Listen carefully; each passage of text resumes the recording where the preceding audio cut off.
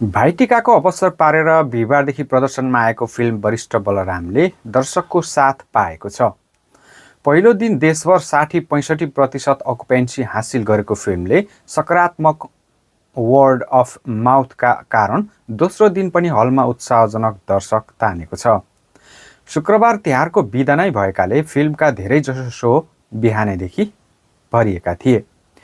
निर्माता आशिष एच तामाङले काठमाडौँसहित चितवन, धरान, बुटवल, नेपालगञ्ज, पोखरा, विराटनगर लगायतका मुख्य सहरमा शुक्रबार फिल्मले उत्साहजनक दर्शक पाएको बताएका छन्।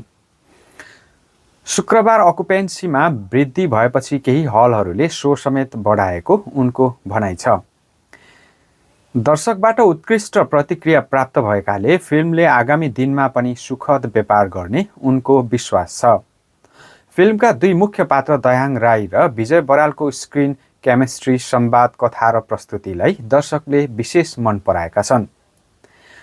फिल्म हेरेर निस्किएका प्रायले वरिष्ठ बलरामले मनोरञ्जनसँगै सामाजिक सन्देश पनि दिएको प्रतिक्रिया दिएका छन्।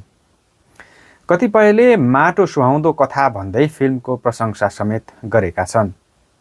सुरेन्द्र पौडेलको निर्देशनमा बनेको यो फिल्ममा दयाहाङ र विजयसहित समृद्धि अर्याल, पशुपति राई, माउत्से गुरुङ, भोलाराज सापकोटा, प्रदीप कुमार चौधरी लगायतको अभिनय रहेको छ।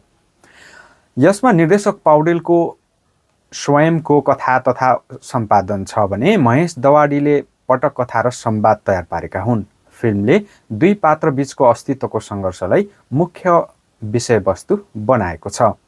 साथीहरू, यस्तै इन्टरटेनमेन्ट जानकारी, फिल्मी जानकारीहरूको लागि हाम्रो DKN इन्टरटेनमेन्ट च्यानललाई सब्स्क्राइब गरिदिनुहोला। धन्यवाद।